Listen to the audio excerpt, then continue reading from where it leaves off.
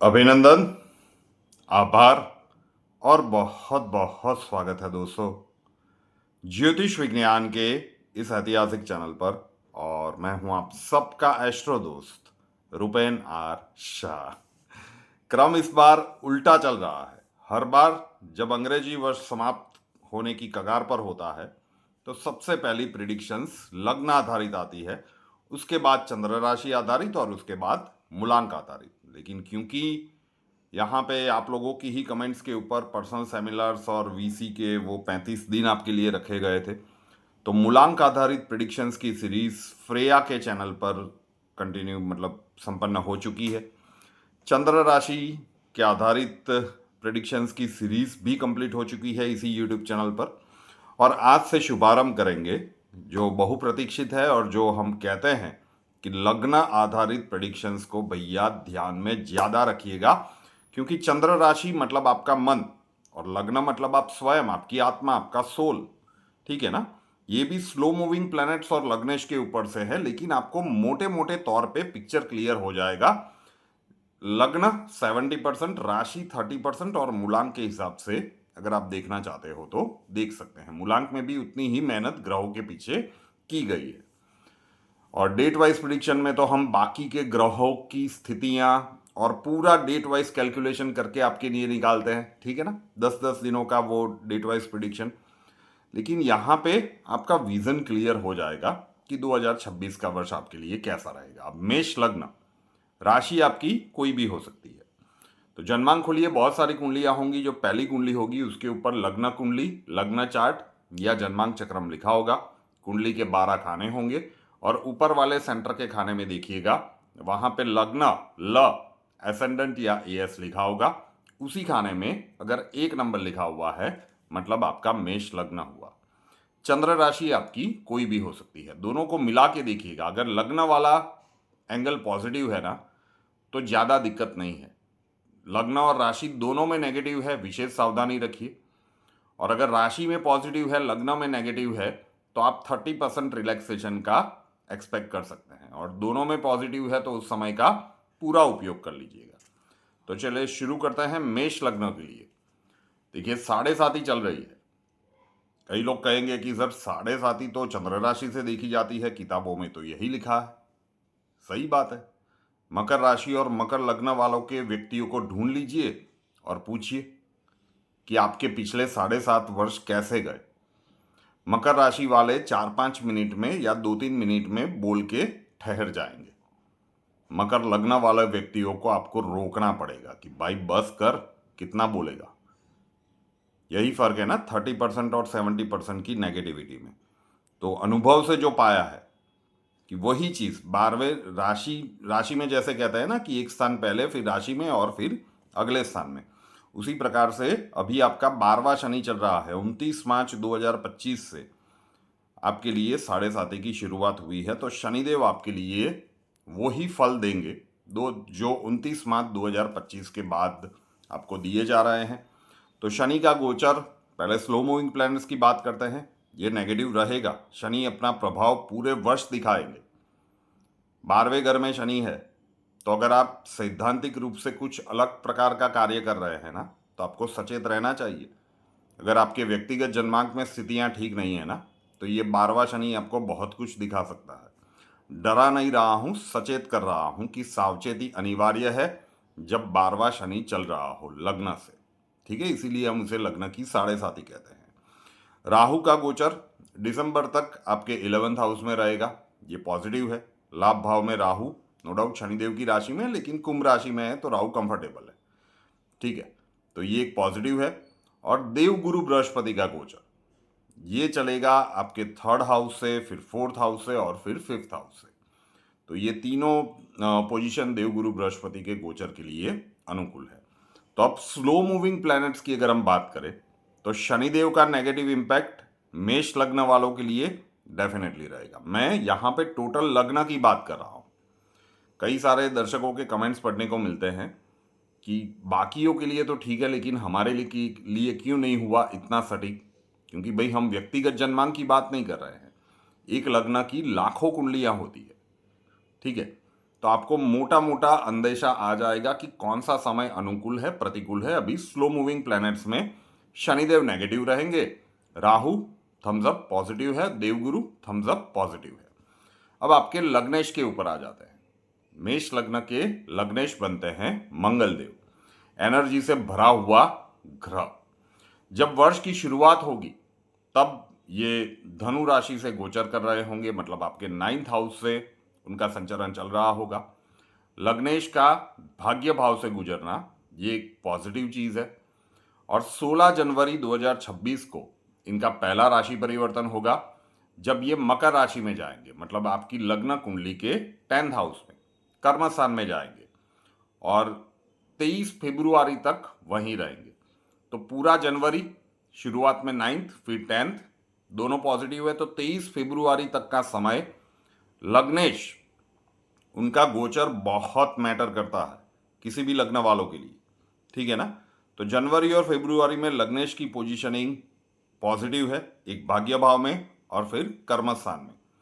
तो जितनी भी अपॉर्चुनिटीज मिलती है कैरियर प्रोस्पेक्ट्स में, शुरुआती 2 महीनों में आपको ले लेनी चाहिए और प्लानिंग करके आपको आगे चलना पड़ेगा, क्योंकि शनिदेव 12वें घर में है तो चीज़ों को स्लो डाउन करेंगे, चाहे कितनी भी बाकी के ग्रहों की पोजीशनिंग स्ट्रांग क्यों ना हो, लेकिन 12वां शनि अपना प्रभाव दिखाएगा, ये नितांत सत्य है।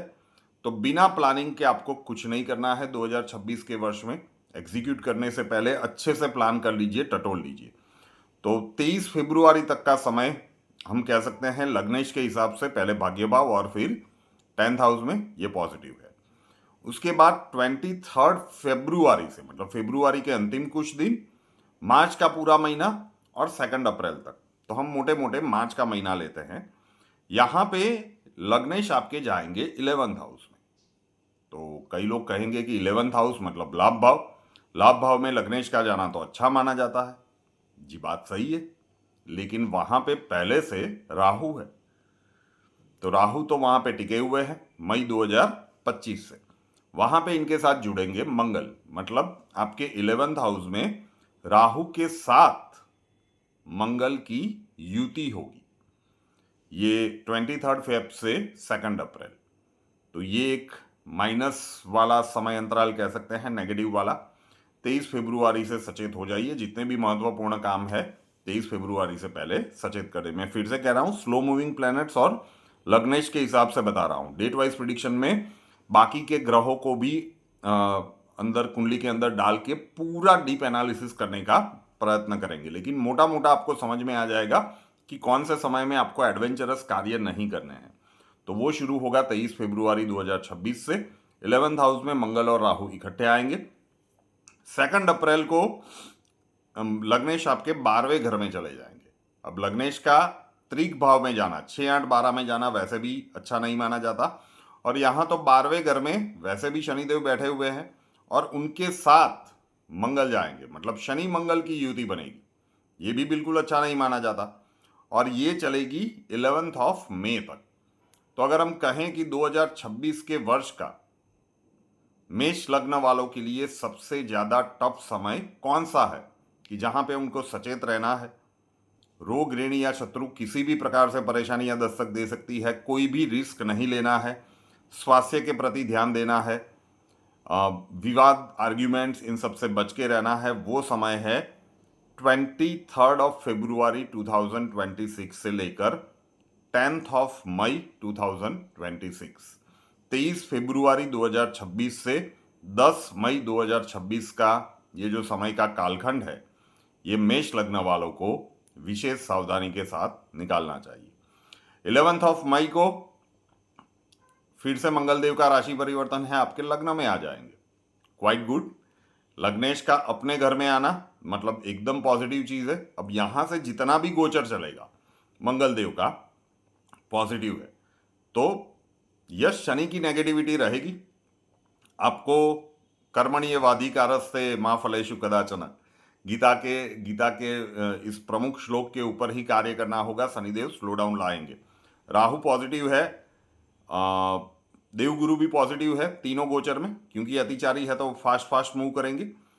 लेकिन ये जो 23 फरवरी से 10 मई का समय है ना भैया, ये सावधानी के साथ निकाल दीजिए। 11th ऑफ मई से ये आपके लग्न में आएंगे, सुपर पॉजिटिव। जितने भी रुके हुए पेंडिंग कार्य है या 11th मई से वर्ष के अंत भाग तक कर लीजिए, वो बीच वाले समय को छोड़ दीजिएगा। तो वहां से लेकर 21 जून तक, तो आधा मई और पूरा जून लगभग ये आपके लग्न में रहेंगे। 21 ऑफ जून से 21 ऑफ जून से ये आपके सेकंड हाउस में आएंगे।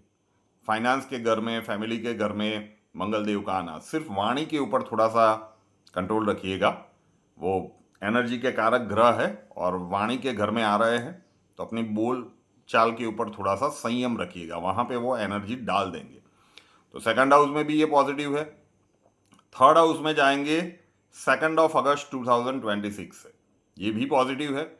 लेकिन तीसरा घर होता है अड़ोस पड़ोस का, तीसरा घर होता है छोटे भाई बहनों का, तो वहां पे कुछ पंगे ना हो जाए, क्योंकि आपके लग्नेश हैं भाई, एनर्जी से भरे हुए घर हैं। तो जिस घर में जाएंगे ना, वहां पे ये फुल एनर्जी डाल देंगे। तो वहां पे अपने छोटे भाई बहनों के साथ अड़ोस पड़ोस में 2 अगस्त के बाद कुछ पंगे ना हो जाए इस मंगल की एनर्जी के साथ, उसका ध्यान रखना है। ये चलेगा 18 सितंबर तक। ओवरऑल सब पॉजिटिव ही है। फिर 18 सितंबर से ये आपके 4th हाउस में जाएंगे, मतलब आपके सुख स्थान में जाएंगे। चौथा घर होता है माता का, सुख स्थान कहा जाता है। तो परिवार में किसी अपनों के साथ, अपनी माता के साथ कुछ वाद विवाद वगैरह हुए हैं, कुछ आर्ग्यूमेंट्स वगैरह हुए हैं, तो पुराने मुद्दों को 18 सितंबर के बाद उखेड़ने की आवश्यकता नहीं है। अदरवाइज 4th हाउस का गोचर भी आपके लिए पॉजिटिव है। और फिर 12 नवंबर से ये गोचर होगा आपके 5th हाउस से, आपके पंचम भाव से। ये भी पॉजिटिव है, सूर्यदेव की राशि में जाएंगे। पंचम भाव संतान का घर होता है, पंचम भाव आकस्मिक सफलताओं का घर भी होता है, तो लक का सपोर्ट मिलेगा। लेकिन संतान अगर एडोलेंस एज या उससे ऊपर के हैं, तो 12 नवंबर से वर्ष के अंत भाग तक उनके साथ, उनके ऊपर अपने विचार एग्रेसिवली थोपना टालिएगा। तो मोटा मोटा लग्न के हिसाब से जो शनिदेव का नेगेटिव प्रभाव रहेगा, राहु पॉजिटिव, देवगुरु पॉजिटिव, और लग्न का जो 11th एंड 12th हाउस का गोचर है, 11th हाउस में तब राहु और मंगल मतलब अंगारक दोष बनेगा, और 12th हाउस में शनि मंगल की युति बनेगी। तो सबसे चैलेंजिंग टाइम जो आपके लिए रहेगा वो हो सकता है 23 ऑफ फरवरी 2026 से लेकर, सॉरी हाँ 23 ऑफ फरवरी 2026 से लेकर 10th ऑफ मई 2026, मतलब फरवरी के कुछ दिन, मार्च के कुछ दिन और अप्रैल का पहला दिन। ये समय अंतराल ऐसा है कि आपको थोड़ा सा संभाल के निकाल देना चाहिए।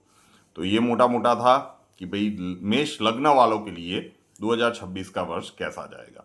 अब मंगल का गोचर ले लिया है, तो दूसरा वीडियो वृश्चिक लग्न का आएगा। फिर शुक्रवार 2 लग्न ले लेंगे, तो ऑर्डर थोड़ा सा आगे पीछे रहेगा। रुपेनाथ शाह नाम के इस यूट्यूब चैनल को अभी तक सब्सक्राइब नहीं किया है तो कर लीजिए, साथ वाला बेल आइकॉन दबा दीजिए, और उसके बाद 3 ऑप्शंस आएंगे, ऑल के ऊपर क्लिक कर दीजिए, ताकि हर नए वीडियो की नोटिफिकेशन आपको सबसे पहले मिलती रहे। कुंडली के प्रॉब्लम्स के लिए संपर्क करना चाहते हैं, स्वागत है आपका। WhatsApp number 9714443110, 9714443110। कॉल मत कीजिएगा, कॉल्स हम नहीं ले पाएंगे। अपना नाम, बर्थ डिटेल्स और प्रॉब्लम्स डिटेल्स के साथ व्हाट्सएप नंबर के ऊपर लिख दीजिए। अक्षय जी आपको वहां पे मिलेंगे, प्रोसीजर वहां पे समझा दिया जाएगा। नए वीडियो के साथ फिर मिलेंगे।